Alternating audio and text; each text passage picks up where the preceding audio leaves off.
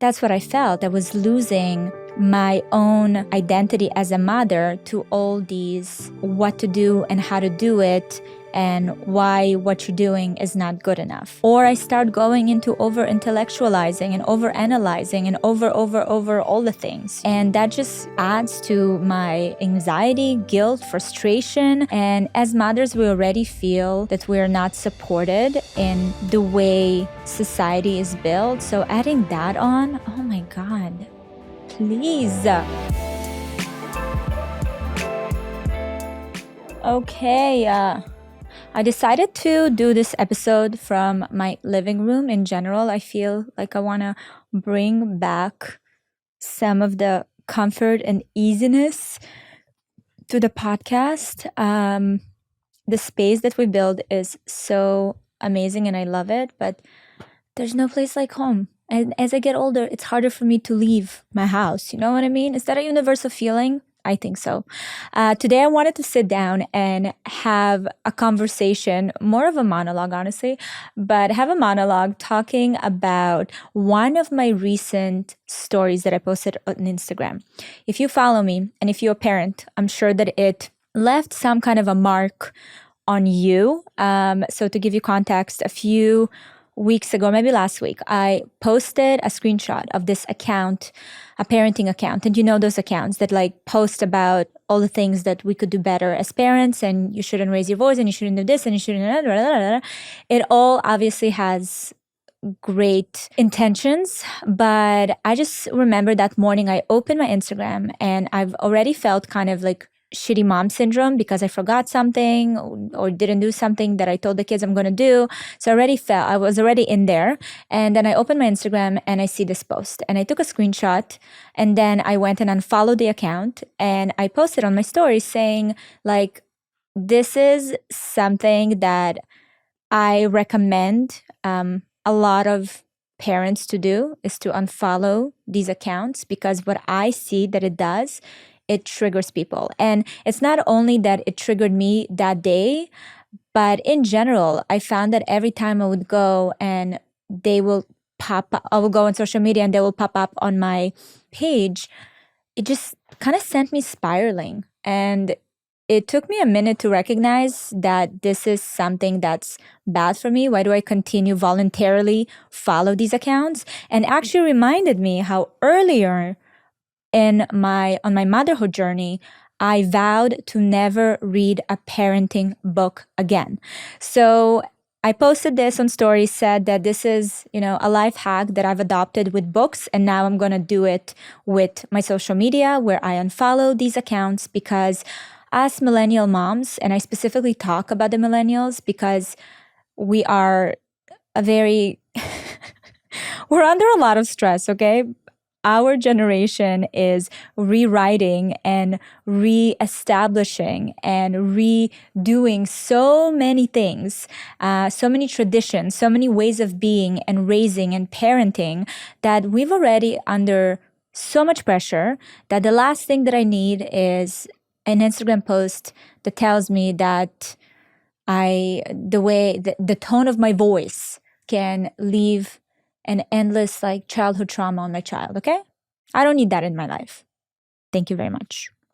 Now, I understand the natural attraction to seek advice as a parent. I think this is something that, we always talk about how parenting is a really difficult thing, but I don't think people realize until they're in it. So let me tell you a little bit about my earlier days in motherhood and the story of how I picked up my first and last ever parenting book. I remember we were back in Toronto and I was lying in bed. The kids were down to sleep. It was Jake and Ben back then. They were really little. And I remember obviously feeling like I need some kind of formula and some kind of answers to balance, two kids. Back then it was just the two of them. And I was kind of fearing that Jake is going to feel like he's not getting enough attention, or there's going to be some brotherly rivalry. I also have two boys. Like, how do I manage and navigate it? And I remember I picked up a book that was recommended by a friend. I don't remember what that book was, but I started reading it. I was probably 10 pages in, and it was not long after I had Ben. So I'm 10 pages in, and I'm starting to get this overwhelming feel of anxiety and sadness and immense amount of judgment, which is a really heavy load to carry as a mother, okay? Judgment towards yourself, in my opinion, it's one of the hardest things to navigate, because we really, it's so heavy. I can't explain. If you know, you know, you know? So I'm reading this book and I'm feeling all these emotions, and I'm just like, I catch myself zoning out of it and looking at this book and literally throwing it across the room. That was the last time that I picked up a parenting book. And something that I've realized is that it's not the book, it's me. I was in this place, and still am, by the way, in this place where I want to learn to trust myself rather than seek validation and guidance from so-called experts. I also have like a weird thing with experts. Anybody who's like an expert on things like children, parenting, like, to me, these are all such abstract concepts, and each person is a world of its own. And I understand that there's obviously things like science, like in psychology, there's certain things that are proven and we can use them to understand certain things. But I stay away from experts when it comes to kind of those topics: relationships, parenting, self-help. I pick up what makes sense to me and move on, but never look at them as like these just like perfect models of, you know, of how to do things. And I couldn't do it with parenting. So when I read that book, I couldn't disengage emotionally from it in order to grab the lessons and then move with those lessons in a way that's authentic to me. I found that I was like drowning in this, again, sea of like judgment and being very critical of myself, and that didn't make me feel like it's going to make me a better mother. So I decided then that I am done with the experts. Now, then social media came up, and obviously there's a lot of accounts that are have amazing videos and have very convincing experts and voices and advices, and especially those, you know, those caricatures or like the carousel posts where it has the lessons kind of written down. I mean, the amount of those I was saving, and I've realized it hit me only last week, where I was like, I'm doing the same thing I did with the parenting book, but I continue doing it knowing that it makes me feel like shit. And it's not only that it made me feel bad, it was also becoming really overwhelming. And I think that's another important thing to mention. It's not that these accounts and this literature is something that's bad. I feel like with books, I had more of like the power, right? You had to go on Amazon or to a bookstore and pick up a book. On social media, it's so easy to just click follow and follow these accounts and then forget about it. And that's what you get on your feed. And you don't even realize, but that's just becoming part of your, you know, your norm and what seeps into your subconscious. And you lose kind of track of that. So to me, that's what I felt. I was losing my own identity as a mother to all these what to do and how to do it and why what you're doing is not good enough. And listen, going back to kind of the millennial way of being today, we are carrying so much and we don't give ourselves grace. We come from a generation that didn't have time or luxury to be kind to themselves and to really learn how and understand how and why they operate the way they operate. We today have the luxury and the awareness to go there, but then we still have all these expectations and way of judging ourselves and thinking and patterns of kind of the old generation. So we're doing a lot. And, moving from neglecting kids, because I don't know about you. I mean, I don't remember my parents being around at all. They were working, they were figuring out things. So moving from neglecting kids to then helicopter kids to now trying to understand how we conscious parent the kids, like it's a never ending evolution. And that's a wonderful thing. Obviously, at the end of the day, it's all amazing progress. But I can't help but wonder, like, am I losing myself in all of this? Am I showing up in an authentic way to my kids and not playing a role based on the information and the things that I consume online at this point? So those questions made me really stop and ask myself the question, is it more helpful or more harmful? Now, I know that there are parents out there that are still in kind of like the beginning of, the revelations and the undoing and the understanding of who they are and their childhood, and then trying to change to be a better parent. I get it. And maybe for those people, those accounts are great. And I'm not saying that I'm like advanced. I fully understand that I will always be in a beginner phase of parenting.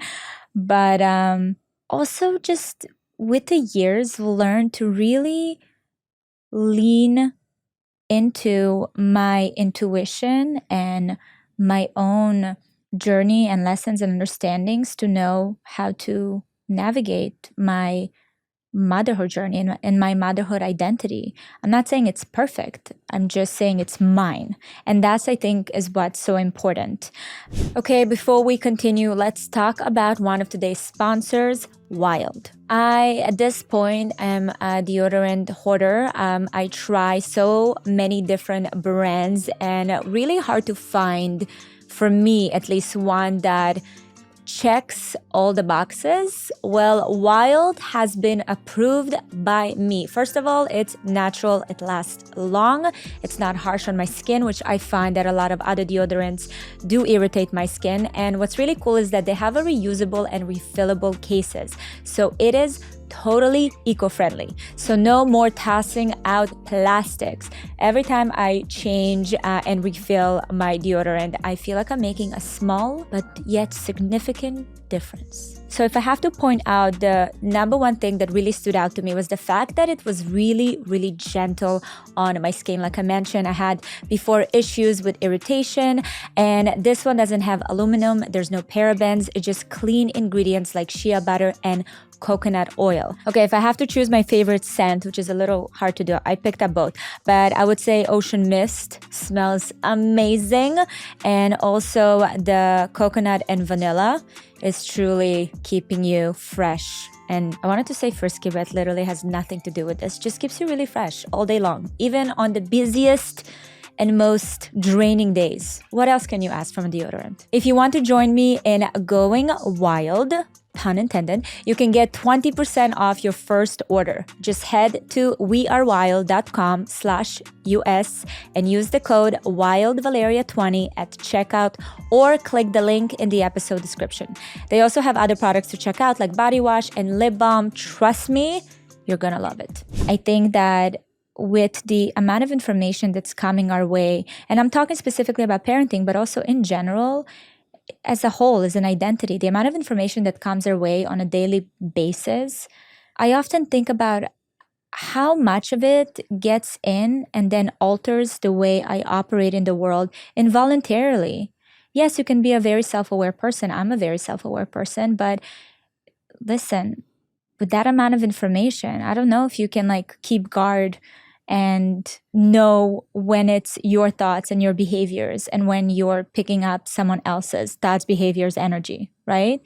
Especially these days when we're a lot of the times on autopilot to try to get through life and things and responsibilities. The whole thing of, being present and in the moment and all of that is so wonderful. But in reality, if you're a working parent and you have multiple children and you're just trying to also, advance yourself and explore yourself in different ways, you don't necessarily have time to constantly be present. That's a sad truth, but that's the truth. Now, let me tell you, when I posted that story saying that, hey, here's a mom hack slash parenting hack on following all these accounts, I was really amazed to see the response that I got from my community being like, oh, thank you, someone said it. It's not just me. Because for a lot of people, when they do something like that, we tend to think, oh, we're lazy or we were not trying hard enough. You know what I mean? Like, why am I not interested in becoming a quote unquote better parent? And then you see someone coming out and saying all of this is bullshit, take back the control over your life. You kind of realize where, yes, why am I doing this to myself? Because we all as a collective, I don't know about fathers, but I know as mothers as a collective, whenever we see these kind of advices, I go into defense mode, honestly, or I start going into over intellectualizing and over analyzing and over all the things, and that just adds to my anxiety, guilt, frustration. And as mothers, we already feel that we're not supported in the way society is built. So adding that on, oh my God, please. So when that instinct kicked in and I was able to unfollow these accounts and step back, I have to say the empowerment that I felt and pride in myself that I felt was really special, because it's like we need to remind ourselves that we need to trust our own instincts. It's crazy. We need to remind ourselves that we need to trust our own intuition, that we know exactly what needs to be done if we ask ourselves, and rather just go out there and try to find answers from external sources or validation from external sources.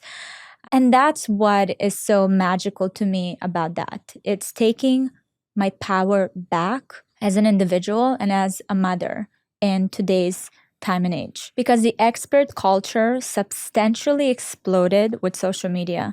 Anyone can claim themselves to be an expert. Anyone can go out there and make a video. We don't know what's going on in their lives. We don't know how their kids behaving. We don't know nothing. So all of these theories are wonderful, but how they actually look and managed in real life, we don't know. So I find that a lot of these things a lot of these lessons or so-called advices set these unrealistic expectations on ourselves and honestly on our kids. I feel like I was getting frustrated being like, why aren't they, I'm doing A, B, and C. Why aren't they like responding in the way that carousel post said they're going to respond? Why does it still feel like I have to make sure there's a therapy fund in our family? You know what I mean? And these are all results from this expert culture, these rigid expectations, which is unrealistic. There's so many things to take into consideration when we thinking about parenting and how we raise our kids. Honestly, there's individual parenting style, there's family dynamics, there's cultural differences. All of these things are never taken into consideration. And no wonder we all feel like we can't measure up, because we're trying to fit into these formulas that are built for kind of like the general public. We're not the general public. Every person and every family is a world of its own. We speak a lot about, as a society, we speak a lot about self-love, about self-discovery, about self-awareness. And I don't see a lot of that conversation happening in the parenting world, like the encouraging parents to step back and actually disconnect from outside advice and focus on your instincts and your own and your child unique needs. I don't see that as much. And I understand that doesn't make money, right? You want to, if you're an expert, you need to share your expertise. So I get it, but I find it to be so much more powerful and so much more transformative for this generation and our next generation to learn how to connect to that part of you that has all the answers you're looking for. And that's where I'm at. That's kind of where my motherhood journey is at right now, is now that I've removed all the noises from the outside, now I have to kind of sink into my own knowing and learnings and look at my kids and evaluate the situation based on that, which is a completely different way of doing things, because we have become a society that is constantly looking for answers from the outside. So, did this approach change my relationship with my kids substantially? Not yet, but I have been feeling, and by looking around at like the parents that are around us and other mothers, I do feel like I'm less anxious and I'm just more kind to myself. I give myself more grace and freedom to make mistakes and not judging myself, and knowing that you can redo things in the right way and with the right communication with the kids. They will benefit from the mistakes that you're doing because are open with them. And I started saying to my kids in the probably past year, whenever I find myself in a situation where I react in a way that I don't think is the right way, I mean, after the fact, I already reacted and then I'm like, I shouldn't have done that. I often come to them and I'm like, listen, this is my first time doing this. Like, it's not my first time. You're not my first child. Or with Jake, it is, you're my first child. And I'm learning as I go. Like, I don't know what I'm doing. I'm trying to figure out. So if you have any advice for me, like, I would take the kids' advice. You know what I mean? So very candidly, I share with them whenever I have certain moments of just like, what the hell am I doing? What was this? And we talk about it sometimes. And sometimes I need to be more firm and I need to not necessarily take their feelings into consideration because I'm trying to bring some order into this house. That's more on Gary, honestly. Gary's our like order maker, but yeah, and sometimes there are occasions where those conversations just there's no room for them, and that's just the way it is, and they're frustrated, and that's okay. And again, this is something that I've learned to be okay with it. Like, not every situation is going to be this magical lesson for everybody. So it really brought me to a place of moving with more ease and moving with the knowing that I'm doing my best. And no one knows better than me, honestly. No one knows better than me. And I'm sure that we constantly talk about the aspect of balance in motherhood. And it's funny because for the longest time, I mean, I don't love the word balance because the way it's been defined until now is kind of unrealistic, right? Balance is like having all the aspects of your life in like a balanced state, which I honestly think it's impossible in this time and age. So there's always going to be something that requires more of you and you have to sacrifice other things. And I've come to terms with that. I've come to terms with that when I decided that I'm also going to pursue my own career and my own kind of development. And I learned to be proud of myself for that and be okay with that. So balance has a completely different definition in my head, but I find that this aspect and this method of stepping back and bringing the power to myself when it comes to parenting has brought more balance into my life. Because before I was trying to adhere to the outside expectations and to my own expectations, which are very high on their own. So that was what drove me to a place of complete frustration and honestly exhaustion, right? I speak a lot about women's health in general, mental, but both physical. I think one of the biggest changes that we can make in society in order to stop seeing such a high rate of sick women, that a lot of this comes from stress and from emotions that are just continue to get pushed inside, and sadness and frustration and all of these things, in order to, instead of saying, let's lower the stress levels, this is to me one of the best ways to do it. Like, let's start with getting into every category in a woman's life. So if it's parenting, if it's relationship, and let's start redefining expectations. Like, let's start taking away all these ideals that we've put into that category, and let people define for themselves what it is that they need in their lives and how they want to go about it. And I think that that's the change that is happening in the world. And hopefully this conversation is helping you get kind of, the ball rolling for yourself if you haven't already started thinking about that. Because obviously saying like, okay, take control over your own life it's easier said than done. Because again, we are operating based on old expectations, old ways of doing things, then the expectations of society, of what we see around us, if it's social media, if it's what we read and what we see and what we hear. And it's kind of time to start putting ourselves in like a bubble and stepping back and not letting any of that penetrate, until you get to a place where you have a full control over who you are and what you want in parenting, individually, as a partner. And then you can open up a little window to listen and see and look and pick up things that might be beneficial for you. But the search and the answers need to start coming from the inside first. And that is honestly my biggest takeaway from that whole kind of process I've been going through.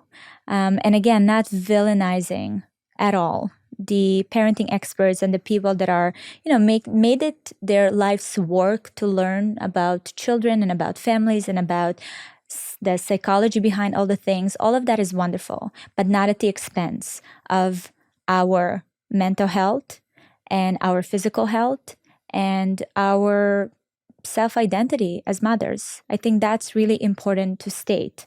So I hope that this message, my personal experience, has brought something to you that maybe you haven't thought about before. And just getting that, if you needed a sign to unfollow accounts, this is your sign. If you needed a sign to donate your parenting books to the library, this is a sign. So I guess we've come to an era when it's time to close off, develop your own instincts based on seeing and feeling your child, and becoming your own expert. I'm here for it. And go back to the village method, where we share, like, I want my experts to be the mothers around me, where I see their children and I see how they behave and I see the dynamic of their household, and we have commonalities in the way that we move and operate. Like, those are my experts. And that is the village method that I do think will always benefit mothers. So shutting down the rest of the big world that we have access to on a daily basis, and letting our small world in, but most importantly, letting whatever's going on inside of us to dictate it first.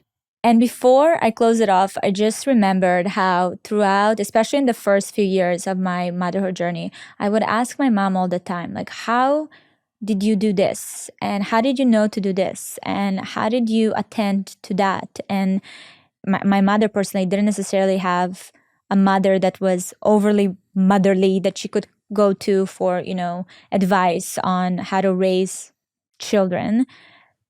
And her answers were always like, we just knew. So I feel like a lot of the times when we think about how did our parents do it, it's because they trusted themselves and they trusted the intuition. Whether it was wrong or right, it doesn't matter. It was very clear that it came from them. And then we dealt with the consequences, but at least we knew it was their authentic way of doing the best that they could. And I'm going to leave you with that. I think I've never really thought about it in that way, of, remembering how I was asking my mom throughout the years, how did they manage to do anything? And now I get it. This is literally, it's like a full circle. Back to the self. Thank you guys so much for watching. I hope you enjoyed this little rant. I honestly felt so cozy in my home. I think this is going to become a thing. What do we think? I love you. I'll see you next time. Thank you so much for watching this episode. I hope you enjoyed it. Don't miss my newest episode right here. And if you're listening to the podcast on Apple or Spotify, please go and leave a review with your biggest takeaway. I love reading your thoughts. And if you have any suggestions for guests or topics, you can leave them in the comment section. And always remember, you are not alone.